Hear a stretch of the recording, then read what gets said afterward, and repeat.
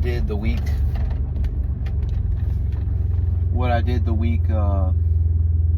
before I started the deload. I'll subtract 3 reps from that, and that's what I'll do today. Then the next week I'll do 2 RIR, and then back to my normal 1 RIR or failure, whatever you want to call it.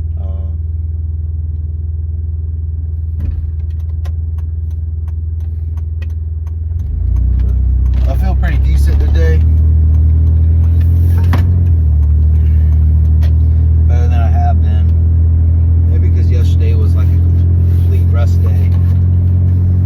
Besides, doing cardio in the morning. But other than that, I feel like I feel pretty decent today. And I hope it can be a good workout, Usually I'm really, really dreading training legs, but like I said, today I feel somewhat halfway decent. Hopefully I can feel decent the rest of the time during the workout.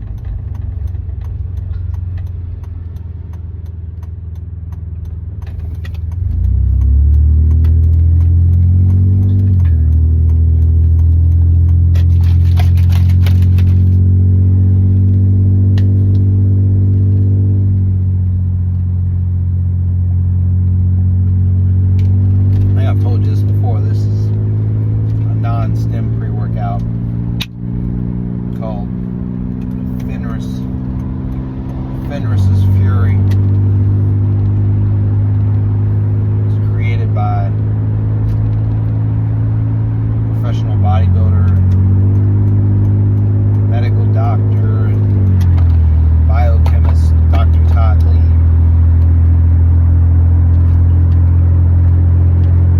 And it works pretty decent, I think. Probably the best one that I've tried so far. I've never used pre-workout ever before in my lifting career for the past 5 years. This one was the first one I tried. I tried an Evogen one. That was a non-stim one too. I didn't really get much of a pump from it as this one, but I did feel like I felt more focused. Workouts, like I had really just focused during those. I kind of want to go back and try it again, because I have some left, just to go back and try it again to see if I still get that same effect. We'll see what I decide to do. But I'm gonna go ahead and get off of here, and I'll come back to post-training, like a post-training talk. I'm gonna listen to bit of, I guess, music the rest of the way to the gym, try to get my energy levels even higher if I can. So I'll talk to y'all after the workout. Just left the gym, just got out of the gym. I'm leaving the gym now, and like you saw on the video before I went into the workout, man, I was excited, energized, ready to kill the leg workout. First exercise, lying leg curls.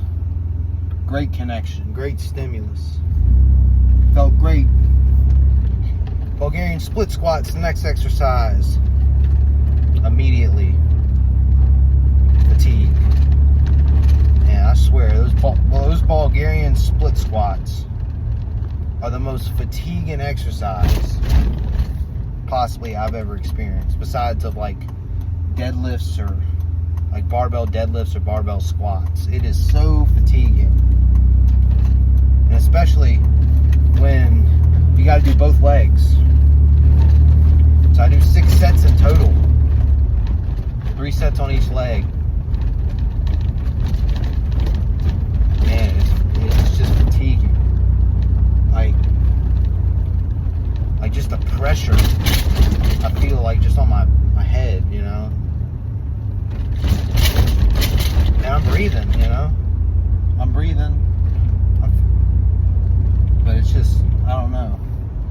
exercises are worse than others. And then after that, I'd move on to leg extensions. That's not as bad as the Bulgarian split squats, don't get me wrong, but because you did the Bulgarian split squats before the leg extensions, you still feel tired as crap. So I do 3 sets on that. I felt a good connection on that. Then I went to the dumbbell RDLs. Those are another one that's fatigued the hell out of you. But it's basically like doing a deadlift. But it's almost harder because you're not even using your quads. You're using all your posterior chain in your legs, your hamstrings, your glutes. Mainly I try to feel it in my glutes, which I do. And then after that, it's kind of, I wouldn't say a walk in the park, but it's a lot easier. It's, machines, I do my the adductor machine for 3 sets. That's not as fatiguing, but it is, I'm still going to close to failure. And then seated calf raises. That's not too bad, but I get a damn good pump on the seated calf raises, on the standing calf raises, on the like the hip block calf sled. I do it on the leg press, just keeping your legs and knees straight. Man, I feel all of those in my calves, like really good. But after I'm done with the first 4 exercises, the first one's not that bad, but the 3 after the first exercise are the most fatiguing. After you get past that, I wouldn't say it's a walk in the park, but it feels a lot better. Like your mind it's set in your mind like, okay, you're nearing the end.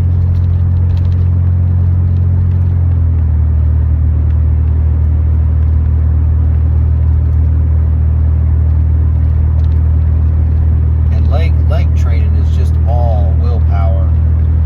Willpower on just how hard you want to push it. How much you want to fucking grow. That's all leg training is. Back and chest for me, it's a lot easier because I feel like once I hit muscular failure, I know, you're not going to bang out another rep with that. You're not going to bang out another rep once you hit muscular failure on back and chest, because you know where the end is, basically, especially chest. But on legs, man, it feels like each rep is a fucking grind. Like you could just keep on pushing out more reps if you wanted to, but the fucking pain is so bad that you just want to quit. You want to abort the set.